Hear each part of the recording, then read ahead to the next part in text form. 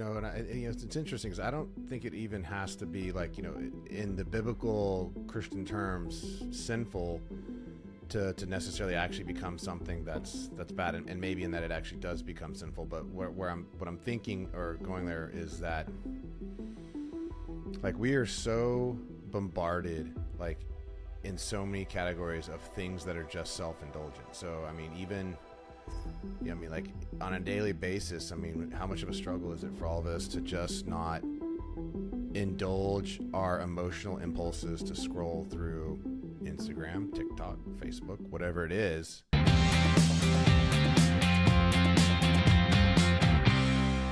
Put him through the type form process. Yeah. And that he needs to just follow up with them. And then I reached out to JP Donnell about coming on over text. I don't expect him to respond until later today, and possibly even a day later. That dude is so freaking busy. Like, he is traveling nonstop, doing echelon front, leadership consultancy stuff, speaking. He launched little Cattle Co. with some friends and business partners in Dallas, and then he's also got his podcast as well. So I don't expect him to respond back fast. Yeah. And then I reached back out to Leif again too. It was just like, yo, dude, like, let's get this thing scheduled. Yeah, just put it on your calendar. It's like, bro, you want me to coordinate with Andrea, like his assistant? I should just roll up there one day and be like, Andrea, just put me on his calendar. Just do it. That's how you said get he wants done. to do it. Yeah. Yeah. It's brute force. So maybe I'll just threaten. I'm be like, bro, I'm just gonna wait you out of town, and I'm gonna go camp out until Andrea gets you on the calendar. So, yes. So let's see. Yeah, man. No, it's been good. Today's been definitely, yeah. The further away I get away from last Friday, the better. Oh yeah, dude. Did you take care of that problem? Not yet. We're working on it. Did you talk to the guy? Working on it. I did, and was very disappointed, like, in his response. It's exactly what you would expect. Somebody who doesn't give a shit he- about their dog is just going to respond the exact way that you would expect. Well, here's the thing. Like, I do think he cares about the dog, but he's very socially awkward. His wife died a year ago, and she was like the one who was actually a good communicator in that marriage. He's like kind of more stoic and does not express a lot of human emotion. Like, he's just very stoic. And I mean, I know his last year has been really hard. Like, I can't even freaking imagine, but it still doesn't, like, his response was, one, he's like, very sorry about your dog, the one that died. And then he said, I'll fix the holes. And I'm like, that's all you got, man? Like, you're sorry about my dog and you're going to fix the holes. It's like, bro, like, your dogs are chasing people. Like, they've now killed a dog. They've come onto my land multiple times. Like, like, you're sorry. I'm glad you're sorry. Yeah, man. If that dog came on my property, and I would tell him too, like, if your dog comes on my property again, it's going to end up with lead in its face. No, I already told him. I was like, dude, according to the state, I can kill something's on my property. And, like, I was like, if they come on my land again, like, even if they're not attacking my dogs, like, I'm going to shoot them. Like, yeah. I'm over it. Cause, like, I've got a special needs child running around out here. Like, what if she'd been outside?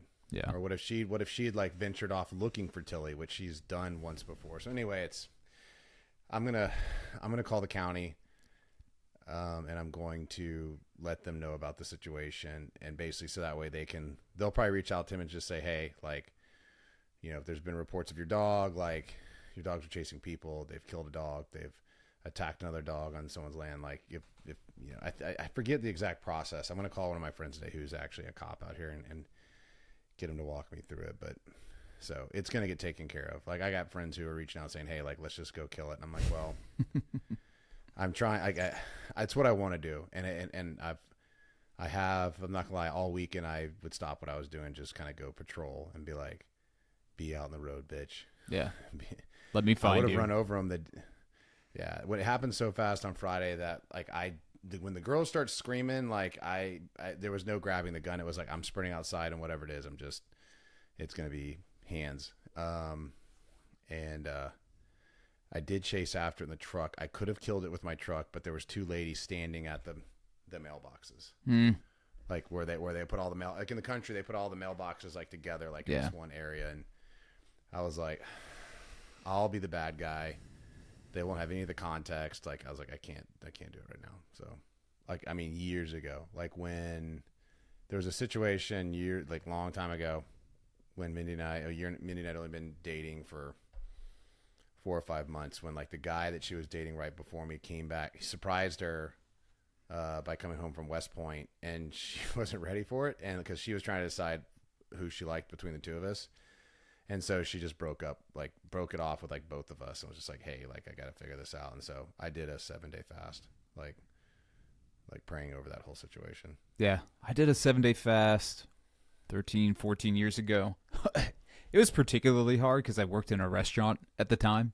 Oh. Yeah. So I'd show up to my shift and I was starving. And then I was going to do 10, but then I just stopped at 7. I was like, I think I accomplished what I needed to accomplish. And it's kind of funny because, like, you know, now fasting's super popular for weight loss, for general health. Like, both you and I were like, we need to do this for the spiritual component because I had no intention to lose weight. I was already like 140 something pounds at the time. I didn't need to lose anything.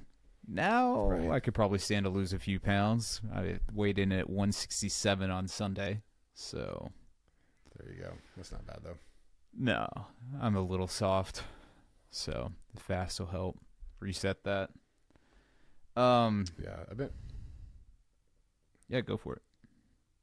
Oh, as I said, I've just been reading a lot more lately about the benefits of doing a 7-day fast, where like it actually enables your body to actually start repairing and cleaning a lot of things and eliminating toxins and things like that. So if I were to do it, it would be definitely like it'd be primarily spiritually focused, but that other additional component would be interesting to see, like what kind of impact that has. Well, that's kind of the thing with like fasting and caloric restriction and all of that. I mean, everybody looks at it, at least from the scientific community, and they're like, oh, this has a clear evolutionary purpose. But, I mean, since we obviously believe that there is a higher power named God, and he designed our bodies this way, it's like, yeah, he asks people to fast, or he tells people to fast because he knows how good it is for you. And the thing you're talking about is autophagy. I forgot I can't touch this. Yeah, so, you know, your body takes cells and then breaks them down, and then other cells come through and pick up all the pieces, and you're like, oh, I know what they do with this, and then just shuttle them around the rest of your body and do repair and then get rid of the other cells. And they even get rid of, like, I think senescent cells are eliminated. Not all of them, but senescent cells can be eliminated in that, and those are the ones that are usually precancerous. So, fasting for the win. Yeah. Has a role. Yeah, and it's kind of funny because, like, I just started Mike Glover's book, Prepared, this week. I kind of counted that as work, so I spent a couple hours over yesterday. Oh, wait, no. Today's Tuesday. Okay, so Monday and then Sunday I was reading it a little bit, and he's talking about how a lot of times people will come up to him like, hey, how do I get started with being prepared? He's like, just do something uncomfortable. And they're like, well, what would that be? Well, you know, camping or whatever. But that's kind of the thing, even with fasting. So many people couldn't even go a whole day without eating. That speaks to a pretty big problem. Like, if you can't go a whole day without eating, you're going to have a really tough time when shit hits the fan. You're not going to enjoy yourself. It's true. It's true. Very true. And there's something to be said for knowing the way your body responds in that situation, because even something like that should be a part of like your preparation, and knowing like how your body responds to certain foods in some very low calorie restrictive situations. So it's like anything else, there's a very intentional way of kind of figuring out the best way to be prepared for a situation like that, and knowing your body. Yeah. At the same time, like running lean, and I mean, like, if you heard lean muscle, less than 10%, 9% body fat, and all of a sudden you got to fast, you're like, there's not a lot of cushion there. No, there's definitely not. No, I was watching one of those shows. It was, I don't think it was Alone. It was another one that they did a couple seasons of, but it was where they dropped people. They were dropping people off on this island, like up in like, I think it was somewhere up in Canada. But like, I mean, it was interesting watching the people that came in with like, you know, more body fat versus the people that didn't. And, you know, you could tell the difference between the two.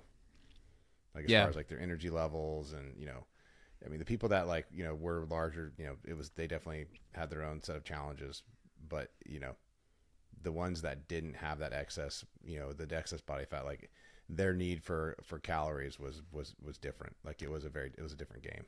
Yeah, I think it was Alone season 9. It's whatever is on Netflix, which I don't have at the moment. But a bunch of people came on. They had eaten a ton, coming in with a ton of body fat, and then there's another guy who's skinny to start with, and I mean not super skinny, but he definitely wasn't big.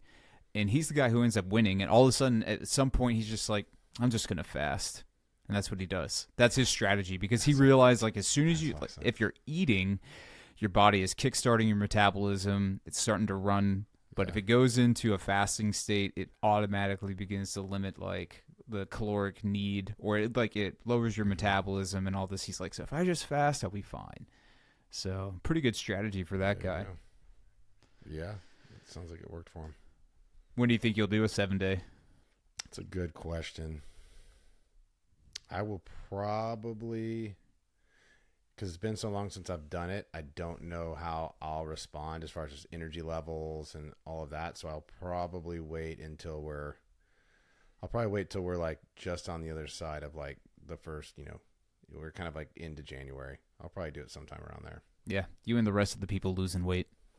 Everybody else is fasting too. They're like, oh man, I just crush way too many Hershey Kisses and shortbread and all this stuff. You know, it's interesting. Yeah, one, I'm not doing it for weight loss, but no. But you know, having said that, it makes me want to do it somewhere else. Like that's harder. So maybe I don't know. Maybe I'll do it during Christmas, that week of Christmas. We'll see. Yeah, that would be particularly tough. While everybody else is just pigging out, and you're sitting there like full on and biting. Yeah, you're like, I'm drinking water. This is great. Like we're good to go. Yeah, I would not do it during Christmas. No way. Well, I'm already so restricted on diet, so it's like I have to be gluten free because of a number of reasons, and then I don't drink alcohol. I'm already as low sugar as I work really hard to stay very low sugar, so it's I don't know. I'm already not eating the stuff that's the most exciting stuff. So yeah, that's true. You're like, oh, you're telling me I can't have chicken broth? Okay, right. I guess I'll just drink water. It's like fine, right on, man. Well, man, I wanted to kick off with this verse that I was reading over in church. So let's do it. I think that this is a good thing because you had even mentioned, like, let's be like Oliver North. Let's read some scripture on the podcast, which I'm not opposed to at all. But, you know, kind of the context here is with this podcast, like what we're doing with Patriot on Purpose is we're not only building the podcast so that people can hear the truth about, like, what's going on in America, what's going on behind the scenes, but it's also to share truth that we're learning as we're growing this business, because like I think that both of us look at this business in a couple different ways. One, it can serve as a weapon against darkness, especially like what we're seeing happening inside of woke America. And then we also look at this business as a vehicle to help improve our lives, the lives of the people that we work with, and then our customers.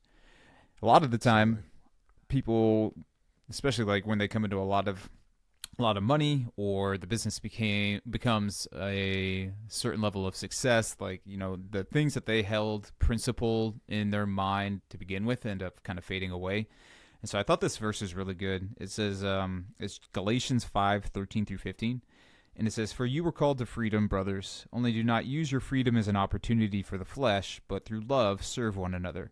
For the whole law is fulfilled in one word: you shall love your neighbor as yourself. But if you bite and devour one another, watch out that you are not consumed by one another." And so, you know, this is obviously speaking to the Christian faith and people who adhere to Christianity, but I was kind of looking at it in like the sense of like our business and what we're doing. And the idea here is like, where it says, "For you are called to freedom." So let's just say, like, in this context, freedom is kind of like experiencing success or experiencing freedom because of all the hard work you had done. And then it's saying, like, don't use that freedom to indulge in opportunities of the flesh. So, like, I think a lot of people, like, if they're going to look at somebody like Andrew Tate, who's clearly successful, or they're going to look at somebody like, it doesn't really matter. You can think of so many different people. I mean, what about, Dan Bilzerian, someone's come to name. Yeah. Talk about, feeding the flesh. Yeah. I think, like, almost anybody who gets a certain level of success, like, in their life, period. It doesn't even have to be making millions of dollars. It's 100%. like, yeah, leveled 100%. Up. And what happens? Like, the first thing that you do is you're like, oh, I'm going to go after this thing that I think is going to satisfy me. Or I'm going to go after a relationship or this, that, or the other. And it's really like, it's just saying, don't go try and serve yourself. Instead, make sure that you're serving other people. Like, at least, like, have that kind of context or that mindset, because if you just begin to pursue your own personal desires and neglect other people, then, first off, you hurt yourself, then you hurt these other people. So, like, that's kind of where I was thinking, right, like, with what we're doing here on the business front. It's like, yeah, what happens if we do just absolutely crush it, and then, like, everybody's like, I'm just going to go do what I want to do. Like, so many people are going to be hurt in the process. Yeah. Yeah. No, it's very, very true. And then you make a good point too. You don't have to be uber successful to also, pursue more of, like, and read it one more time. That's the part specifically about the flesh. Yeah, it says, only do not use your freedom as an opportunity for the flesh, but through love serve one another. Yeah. So flesh here is speaking more to, like, purely self-indulging, type activities is I guess how I would interpret that. Yeah, because what, like, the biblical context here is, like, you're free in Christ to do whatever. Like, really, and, like, Paul says that in another verse. He's like, I can do anything. Like, there is nothing outside of the law that prohibits me from doing things. Like, I can go have a nice house. I can go have nice clothes. I can have a nice car. I can do, like, all of these other things.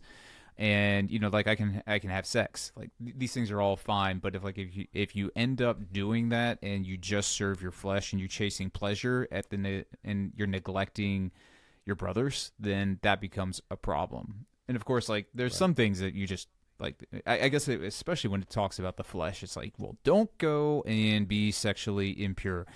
Don't go gambling away your fortune. Don't be stupid. Don't be sinful.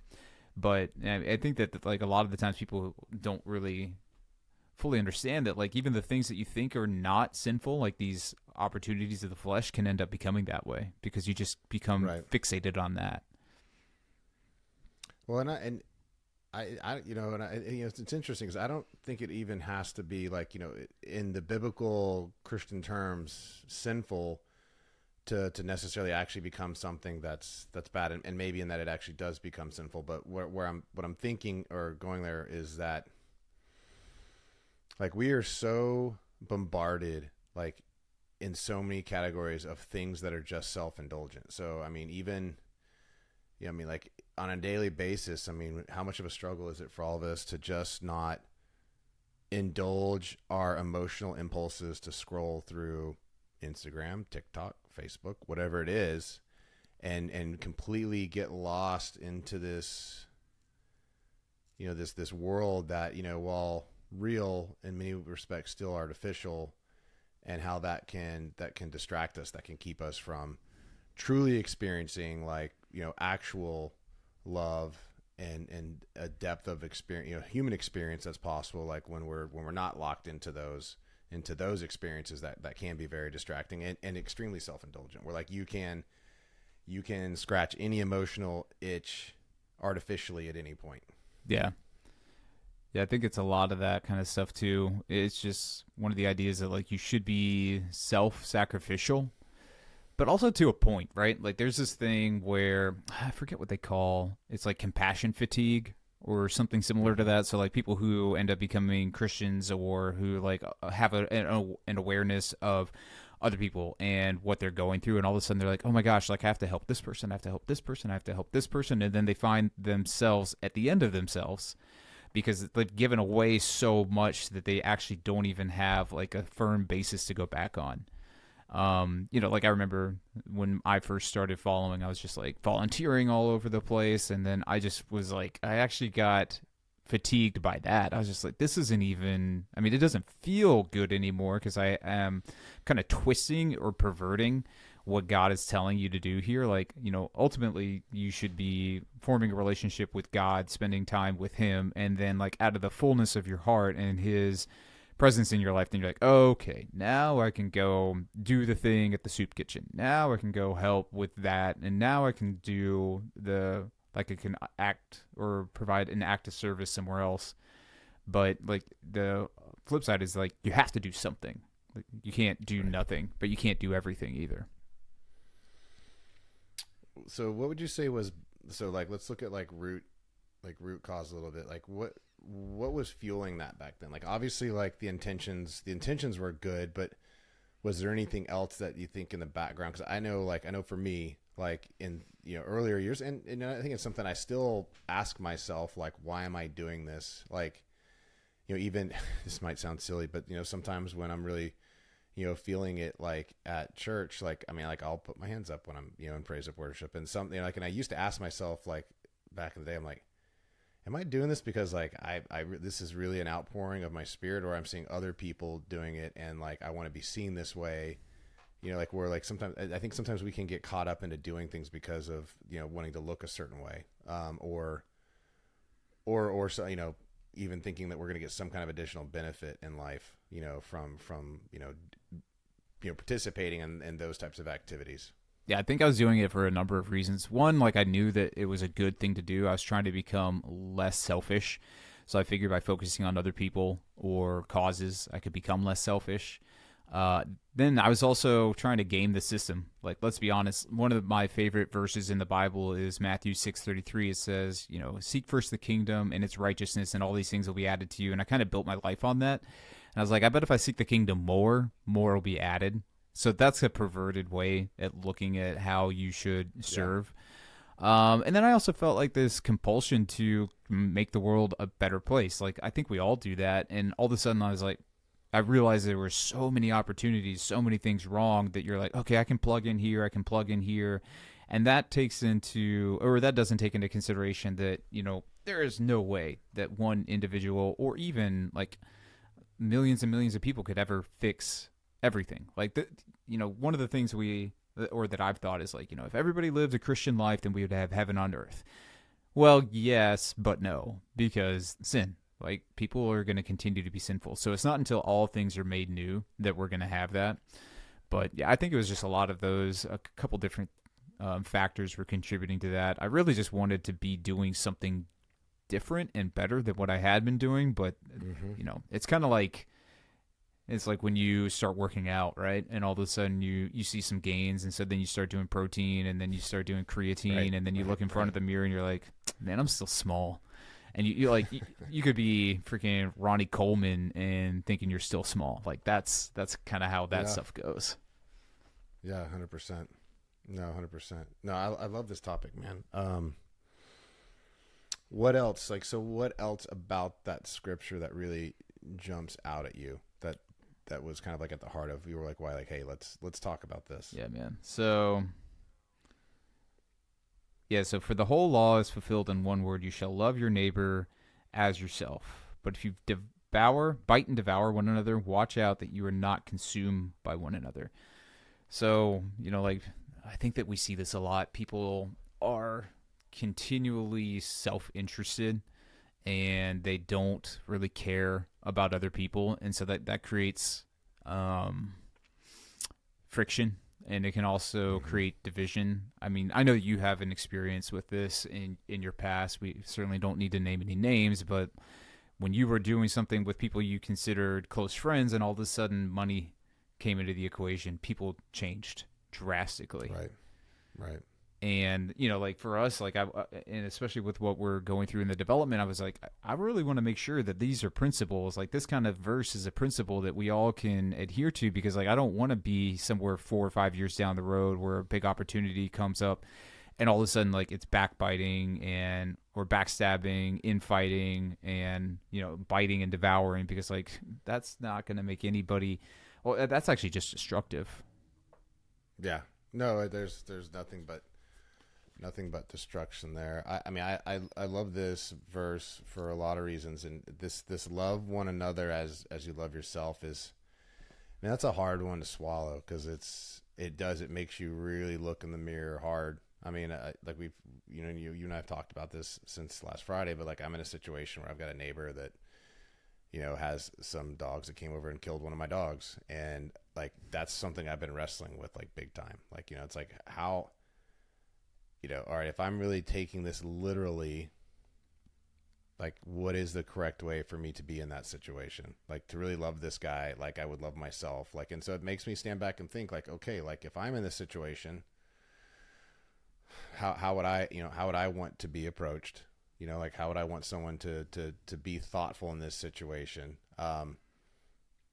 And again, it helps me think through. It doesn't make it any easier, because ultimately, like, some of the things that I want to do, I'm probably not going to do. As far as how I respond to that situation, and that's just one example, just because it's kind of close and it's happened recently. But when you first sent that over to me, that was like one of the first things I thought of. I was like, man, like the just that loving other people like as you love yourself that's a high standard. Yeah, and it's why we find ourselves in such a weird place at the national level, I think, because so many people, they pervert the idea of love. They're like, love is love. And, like, if you love somebody, you can't actually be mean to them. It's like, well, if you love your neighbor as yourself, what would you really want for yourself? You would want to be told the truth. You wouldn't want to be persuaded into living in some fantasy that has no basis in reality. And instead, that's what's happening, is like people are not loving themselves correctly, and then they don't even love their neighbor correctly, because like they have no identity, they have no foundation or basis in reality. And so like they're like, we've got all these people living in this distortion of what is real and what is good. And like, if you really, again, like if you loved yourself correctly, you would be a fan of truth. Now that's like where sin nature comes in and has, is combative against that. But it doesn't mean that like if you truly loved yourself, you would put that to death. Right. Yeah, and then I mean it's tough when you are basing the way that you look at the world through your feelings. Like that's a moving line. Like how I feel today versus how I feel tomorrow versus how I'm going to feel in a month in any given moment is gonna fluctuate. And if there isn't like a foundation that which I'm actually living and making all of my decisions from and holding myself accountable to, like where like how far does that line go? Yeah. Like it's difficult. That's difficult to live through, just to live in that way.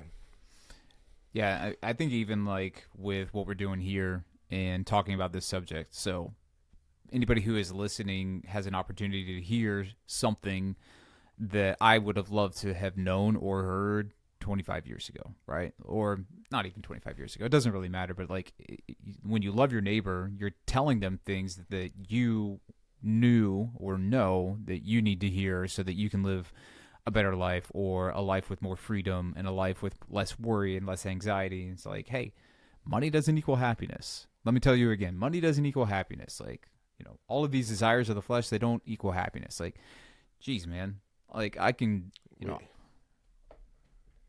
So I don't know if this is going to make complete sense when I first started talking about it, but I know you'll help me formulate the thought. So one of the things that it mentions in that, in the text that you read was freedom.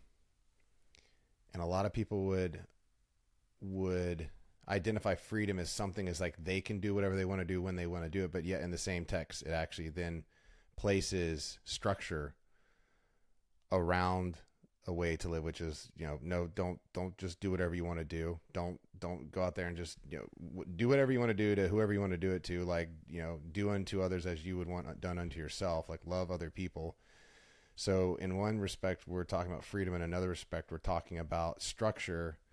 And the funny thing is, and we've seen this in the business world, we've seen it as parents, like we've experienced it ourselves growing up with structure, without structure. But like the way we are designed as human beings is when we have structure, like we're happier. Like we know what the rules to the game is. And so it's really baffling when we watch so many people like trying to create this existence where the only rules that are there are the rules that you choose to have in any given moment, and the application of it is selective based on who you're talking to when you're talking to them, and in what venue. So that's, I don't know, it's just something that as I was reading that, I was like, man, that's interesting. And again, kind of going back to part of what we're seeing right now, we're seeing structures being removed that are actually very healthy. Yeah. Yeah, like all the parenting books that I have ever read are like, hey, kids not only need boundaries, but they thrive with boundaries, because if they don't have them, then they don't know they're loved because nobody's telling them what's right and wrong, and two, like they have no real way of forming as an individual, because like there's no structure, there's no container. And so like like if you were to just throw a big blob of jello out onto a sheet, it's just going to go wherever. But like if that blob of jello needs to be a square, you're going to have to put it in a square container. Like that's how things are fashioned and formed. Paul says it in another one. It's like in 1 Corinthians 6:12. He talks about what's legal or lawful. And he says, all things are lawful for me, but not all things are helpful. All things are lawful for me, but I will not be dominated by anything. So I think when he says all things and lawful, like clearly he doesn't mean that like infanticide is part of that, or, whatever terrible thing that you can imagine. And I think all things are lawful or contained within like the biblical context. So like, people could, this is one of those things where you could inject the argument that is popular right now in culture about like homosexuality. Like, hey, homosexuality is totally okay. It's like, well, if you're going to say that and you're going to say Christianity is endorsing homosexuality, no. Because like, look at what Jesus was. He was a rabbi. Would he have endorsed homosexuality? Absolutely not, because he was a Jew and they believed that marriage was between a man and a woman, blah, blah, blah.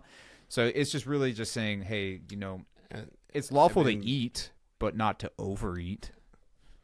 And it's also important too, a distinction there to make is that Jesus also would not have loved that person any less than the person who stole or who did any other of the sins that are listed out. Like, he loved people regardless, wanted to spend time with all people regardless of who they were. And I think that's what's so beautiful about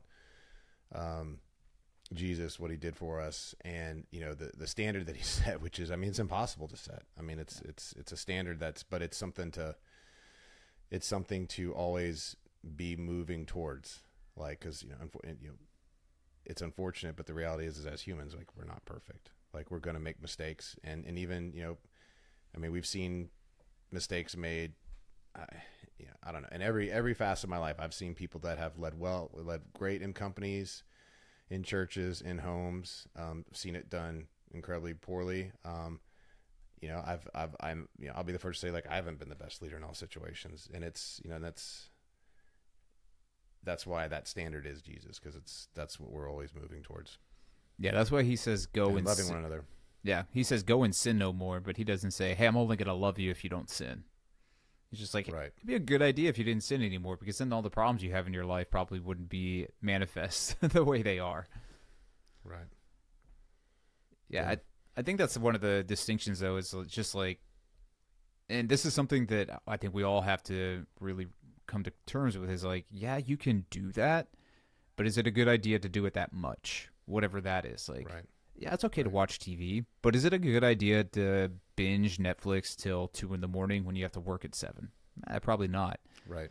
Same Right. thing with like, yeah, eating. Like I was even going to say, man, just like also how like everything that we think is going to make us happy, everything doesn't really make you happy. You find yourself wanting to do more. Like, man, as a married guy, I can say this, but it's like I can have sex with my wife, and then like 5 minutes later, it's like, oh, man, I just want to do that again. Like, and then even if I was given the chance to do it again, I'd be like, oh, I'm still not happy. Like something's missing.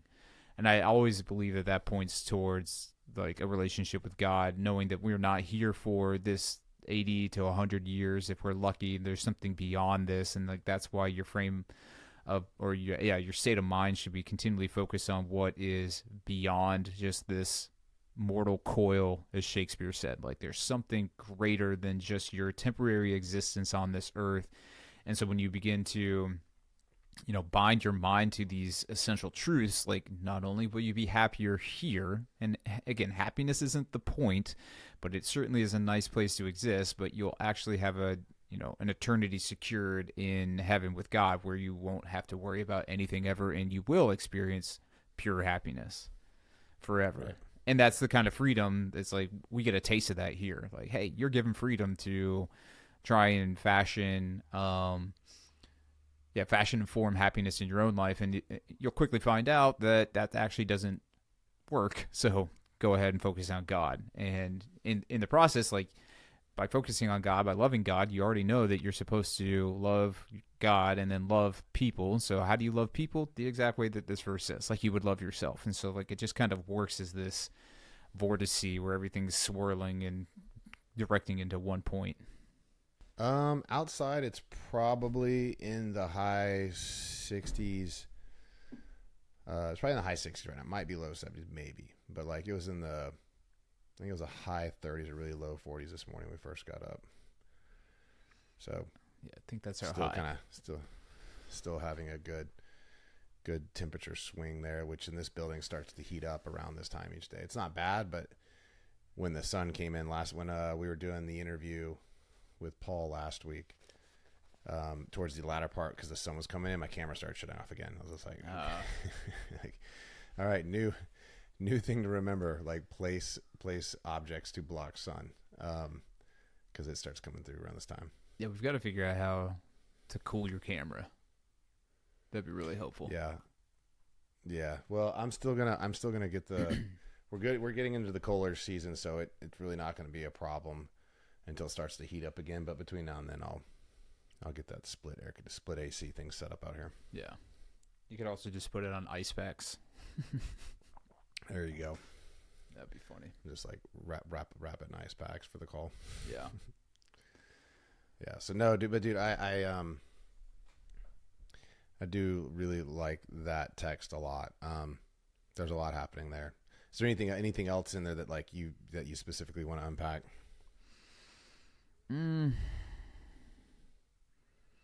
Yeah, let's take a look at it one more time.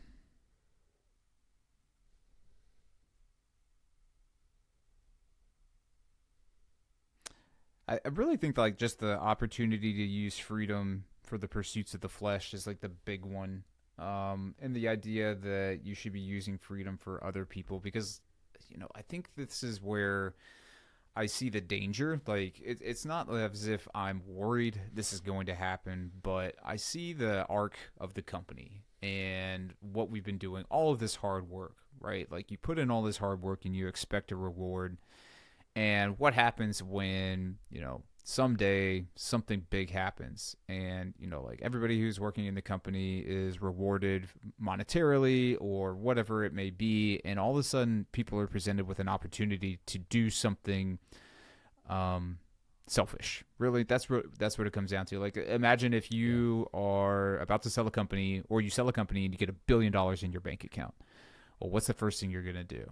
That's probably the thing where I'm like, okay, we have to temper our expectations of what's going to make us happy, now, so that when you reach a point, and this is true for anything, but I'm just using the company as an example, so that when the the payoff or the dividend is reached, you're not sitting there going like, oh my gosh, finally the key to happiness is here, and then you go and spend all of your time and your money like trying to reach that zenith moment where you're like, I am so happy, nothing could ever take me away from this, because like you will find that it's only transitory. Like for a moment you're happy, and then later you're just gonna be like, oh, man, I'm super disappointed. I thought this was it. It's like the whole thing where Olympians, I can't remember the actual term, but like where an Olympian wins a gold medal and then the next day they're more depressed than they've ever been. Mm-hmm. I don't know if you've heard about that, but it's like, yeah. I mean, well, it's similar. It's similar to. Well, I think it's similar to a lot of people that have participated in something where there was a very clear mission and purpose to their existence, and when that thing has been achieved or has been removed, then they don't know what they're doing anymore. Like we're wired to need a purpose and a clear mission. Right. And I think that's where, like, if you kind of orient yourself around serving other people, again, it doesn't mean every single moment of your day is serving other people, but you're like, okay, cool. Yeah, we sold a company and we have all this money. Now what do? I'm going to go spend it on myself. That's a fail. But if you can say, oh, great, now I have time and I even have financial resources to go and serve other people, I can do that some of the time, right? Like I still don't have to, like, I don't have to make a 40-hour a week work week out of just serving other people, but like I can do 10 to 20 hours serving other people, and then I can continue to focus on personal development, relationships, and all those things.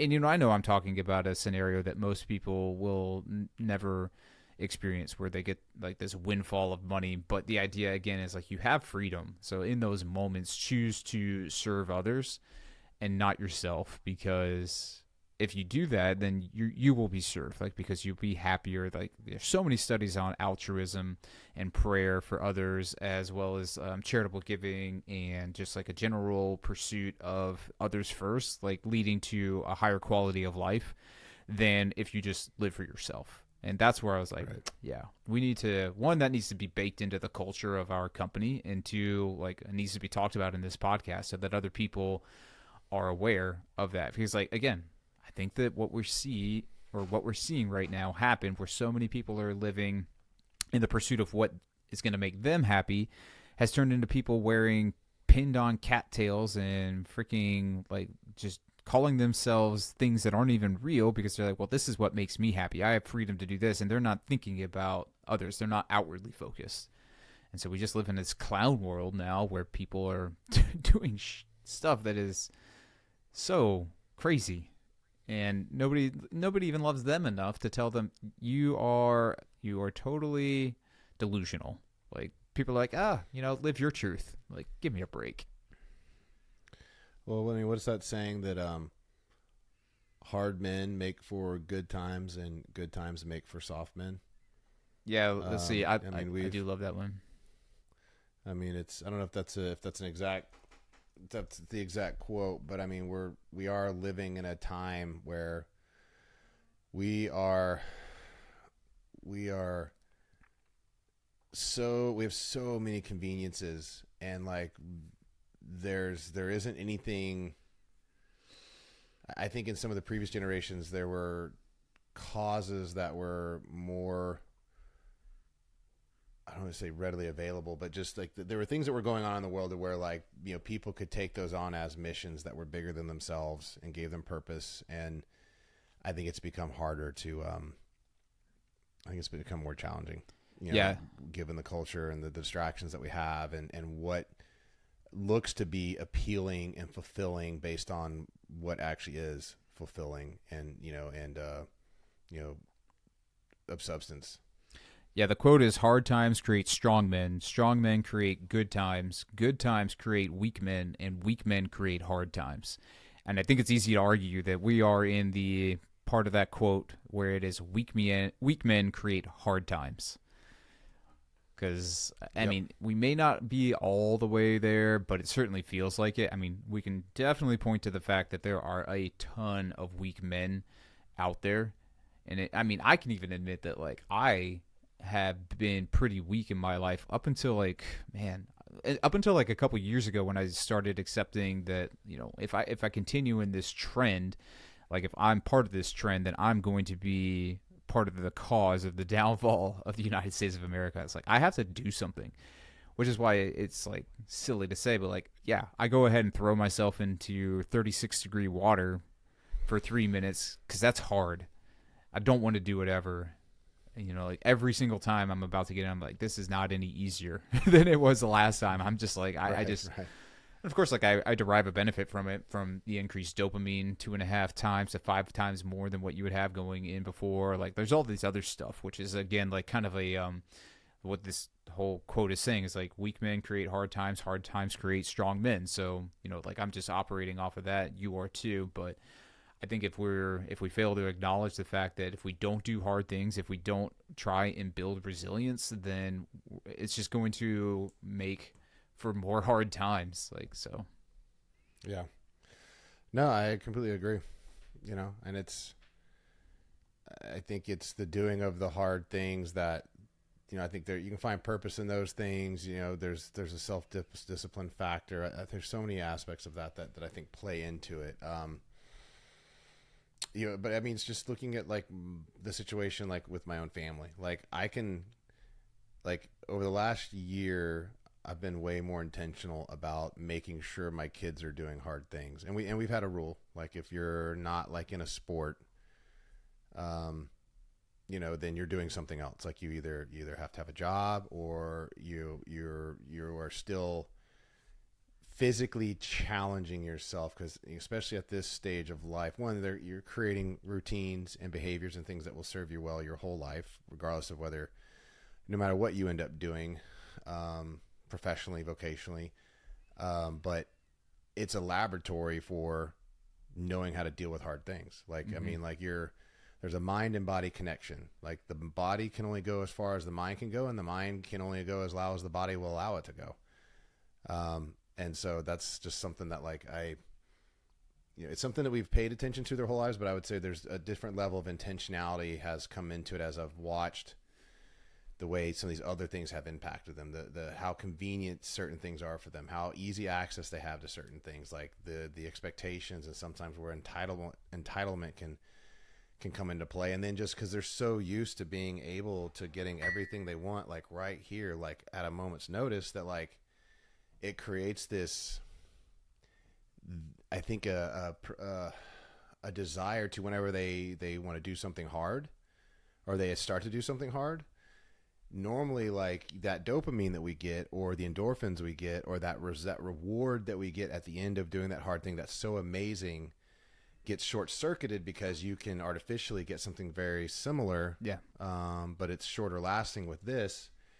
And so that's where, like one of my daughters, like my 14-year-old, I have her come do CrossFit with me every week. And one of the things that I've kept telling her, and this is the type of stuff that people said to me, and I've put my own, kind of spin on it based on the way I've looked at life. But like, there was one workout recently where my 14-year-old, like, I mean, she really had to push herself, and I could tell that she dug deep. And I walked over to her afterwards and I was like, how good did that feel? That like you didn't think you were going to be able to do this today, and not only did you do it, but like you actually did it under the time that like you did, that they put out there that you didn't think was possible.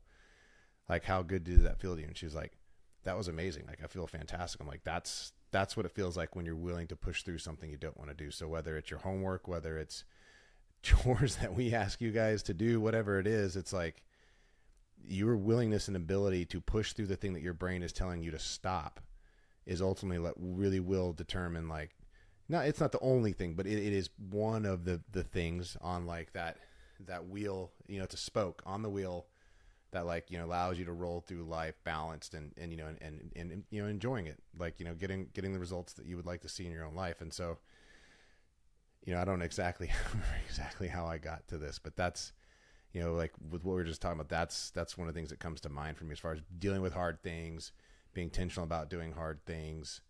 I think now more than ever, it's important to be putting those things, not just in your kid's life, but I mean, like you jump in ice cold water, like every day. Like it's something that you there's a lot more benefit there than just the physiological aspect of it. Yeah. Same thing, like whether it's working out or it's, sitting down and journaling or goal setting, or all of those things are not, they might sound easy or they might sound simple, but they're not necessarily easy. Yeah, and I think too what you experience here with with that verse is, these hard things like cold plunge, fasting, whatever, they're not easy, like you said, but they're simple. And what they allow you to do is be prepared for serving others, which is the actual hard stuff. And I'm not talking like, hey, I need help moving, which sucks. Like I'm going to move somebody again for the second weekend in a row this week. Like, I'm not exactly looking forward to it, but like, I'm going to take time out of my day. I'm going to use a bunch of energy and I'm going to dedicate that to somebody else. Like that's kind of hard, but not that hard. It's actually like the relational work. Like that's the hard stuff. Like I have a couple people in my life who require something of me that like it's a lot to give, because I'm just like, it's draining, like because they have so many problems, and it's not like they're a problem, it's just that their life is in a place where they need somebody to devote time and resources and energy into it so that they can survive, honestly. And I don't think I would be so good at that, or as good as I am right now, especially with everything that we've got going on, if I didn't do these hard things. And that's that freedom. It is that it comes back to, there's a structure that you have put in place that enables you to, when called upon, all your stuff is in order. Like your financial side of your life is in order. Like obviously there's ebbs and flows. It's like, none of us are perfect, but I'm saying like you are intentional about these things in your life, and they're under control enough to where you are, whether someone recognizes it or not, when someone reaches out to you, lots of times someone's going to do that because they sense that like you have it all figured out, or that like, there's something about what you're putting off that they feel like they can approach you. And even if they don't feel that way, if they do for whatever reason, just because there's a trust or a friendship, because of the discipline that you have placed in your life, like you are present, you're there, you're ready, because your house is for the most part in order. Yeah. And you're not dealing with your own chaos, like, and things are spinning out of control, and like everyone's, it's a moment to moment, day by day, like fight. Yeah. And like, I think that's, yeah, these are the principles that like a lot of people in pop culture are, they're harping on. And I think that the biggest thing that is missed here is that there is a deeper foundation or a deeper truth where these elemental truths come from, and that being the Bible. So like, I'm not going to be shy in saying that, but like, I know that you don't have to believe in the Christian faith or be a follower of God to experience the benefits of these. Of course, like it's just, at the end of the day, like love your neighbor as yourself. So I would be remiss to not say, hey, it's probably a good idea. No, it is a good idea, in my opinion, to follow after the one true God. But, like even if you're just doing something that is pointing you in a direction that is living righteously and doing it for the benefit of others, ultimately you're going to be the one who reaps the greatest reward from it all. Like, yeah, I mean, if you're able to help here and there, cool. But like, yeah, over the timeline of your life, you're going to be the one who was actually shaped better, or shaped better by that. Absolutely. And when you talk about the Bible and Christianity, like, I think a lot of people can get very distracted by different styles as it relates to people that are out there, whether it's theologians or it's pastors, or it's people that are teaching the word, or people that you just know in your life that like, they go to church, and like you find your faults with them and what they're doing. And I think it's when looking through those lenses, it's easy to dismiss what's in the Bible. I think a lot of people are dismissive of what's in the Bible and Christian teachings based on the shortcomings and the mistakes that other people make out there that are human in nature and sinful. And regardless of whether we're talking about, you look at anybody that's out there teaching success, whether it's like the metaphysical stuff or it's just success principles. We're talking about Zig Ziglar, Tony Robbins, Brian Tracy. To name just a few. If you were to go through what they're teaching, and if you were to read the Bible, which is extremely old and has stood the test of time, you will find biblical truths and what I like to really, I've started to call them just universal truths. Like there are just certain things that operate in this world that it was all by design. It operates the way that it does. It doesn't matter, and a lot of those universal truths operate the same way whether you're a Christian or you're not. Like there's just certain things that operate the way that they do. Yeah. So for anybody out there that is dismissive or questioning of the Bible, like I challenge you to read it. I mean, because there's wisdom regardless. Like now, as people, we can go out there and we can misinterpret. We can mess it up. We can make mistakes. Like we can be hypocrites. But again, that all points back to why we need Jesus and why that's the standard and the example. But again, to kind of tie that up, it's like the Bible. The Bible is it has stood the test of time. An entire country was built upon it. And that has, again, not an infallible situation, but it's when people look at it for that lens, I think people can get thrown off and challenge anyone who would subscribe to that school of thought. It's worth reading and digging into it and actually really being able to make your own decisions once you start diving into it and reading it. Yeah, no, I totally agree. And that brings us to a good stopping point. Here at Patriot on Purpose, we agree that the United States of America, the greatest country to ever exist, was founded on the Bible. So I hope that everybody else will take a peek at it. You can pick whatever version you want as long as you're cracking open that cover. And we can just continue to explore this subject some more. Don't forget to like and subscribe if you're seeing this on YouTube, as well as following us on Spotify, Apple, Google, or wherever you watch podcasts. And be sure to check in for our next episode. All right. Later, y'all. Thanks, Nate. Yep. Thank you.